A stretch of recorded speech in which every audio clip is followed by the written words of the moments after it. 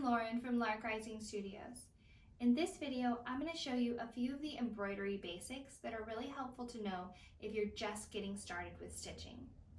I'm going to share with you how to tie a knot, how to thread a needle, how to split strands of thread apart and stitch with different quantities of thread, and how to place fabric in a hoop securely. Let's begin. When using DMC brand embroidery thread, it's best to pull the thread out from the side with the longer label, the one with the color number on it. This helps prevent tangles. Pull out a length of thread. I usually use between 12 and 18 inches. Cut it off, and then you'll be ready to decide how many strands you'd like to use. This piece of thread is made up from 6 strands loosely twisted together. You can separate these strands very easily by finding one end, separating it slightly with your fingernails, and then very slowly pulling the sections apart. Here, I'm separating it into 2 groups of 3 strands. You can use a single strand for embroidering, or 2, 3, all the way up to all 6. Of course, a single strand will give you small, delicate stitches, while all 6 adds great texture. I often find that 3 strands is just right. Threading your needle is pretty simple, but it can take a few tries. To make this process a little bit easier, make sure that all strands of thread that you're using are cut to an even length. It also helps if you can wet your thread and then flatten all the strands between your fingernails, sort of like the end of a paintbrush. This will help you get the strands through the eye of your needle. I find that a size 22 tapestry needle or a size 5 embroidery needle both have plenty of room to get all 6 strands of thread, if that's what you choose to use, through the eye of your needle. To place your needle correctly on a length of thread, you want to have about 1/3 of your length of thread on one side of the needle and 2/3 of your length of thread on the other side of the needle, like this one here. The longer side is going to be the side of the thread that you're using up as you stitch. You need to tie a knot at the end of your thread on the side that is longest. There are lots of ways to tie a knot, but I find that the easiest way is to just make a little loop with the end of the thread and then tuck the tail into it, pulling it tight. If you're using 6 strands of thread, this is all you need to do. You don't need to add any additional bulk to that knot. If you're using fewer, it can be good to do this a second time, placing 2 little knots on top of each other to make sure it doesn't pull through the fabric as you work. Always remember to trim the little tail after the knot so it's nice and short. If you don't do this, that tail can get pulled to the front side of your hoop as you stitch, and then you'll have to work it back toward the back.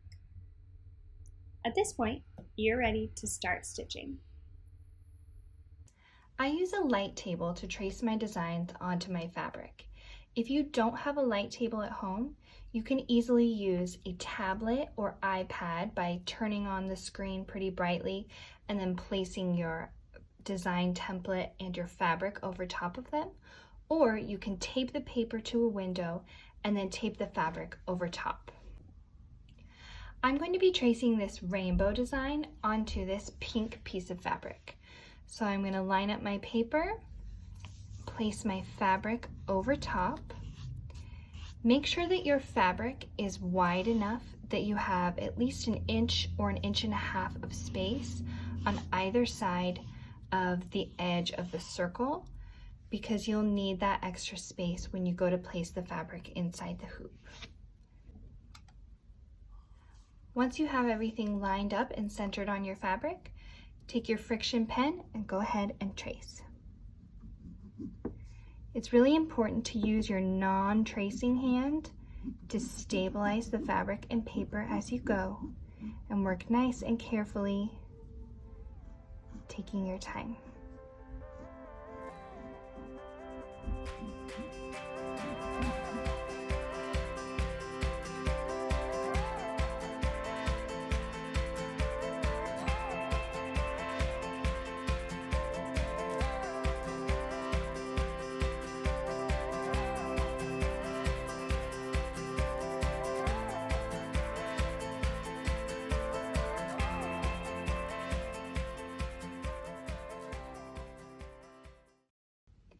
Once you finish tracing, you can turn off your light source or take the pattern down from the window and see how you did.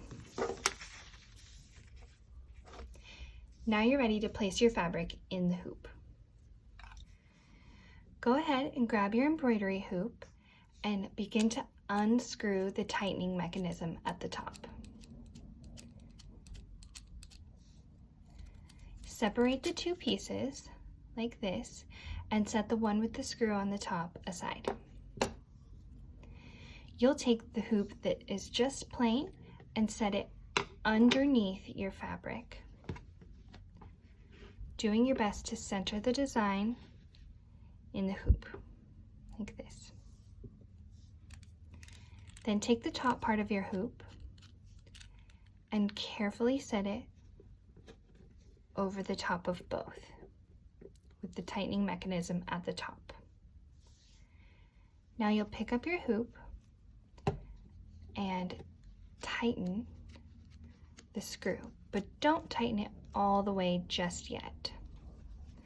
Once it's mostly tight, but there's still a little bit of room to turn, you're going to go ahead and gently tug on your fabric all the way around the hoop, like this. Depending on what kind of fabric you've used, your fabric will shift a little bit or sometimes quite a lot, but the goal is to stretch it evenly so that your design remains centered and so that these lines, the warp and weave of the fabric, remain vertical and horizontal. It's a really good tell for knowing whether you've got that in there correctly. You don't want your fabric to have any waves in those warp and weave lines, or the design you've transferred will end up being wiggly. Once you've tightened it quite a bit in the hoop, go ahead and screw that screw all the way as tight as you are able until you can't turn it anymore. Once you've done that, go around a second time, tightening the fabric as much as you can within reason. You definitely don't want to tear your fabric, but I've found that most cotton and linen is quite stable and unlikely to have a problem with this.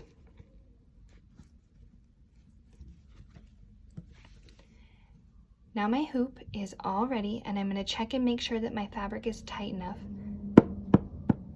It's drum tight. It doesn't shift around at all if I flick it and you get that nice sound. That means it's ready to go.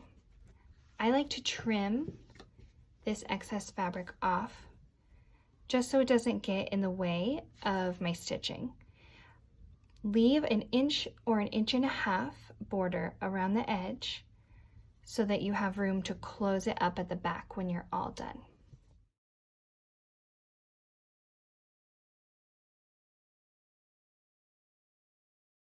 When you reach the end of your line, it'll be time to tie a knot in your thread on the back side of your fabric.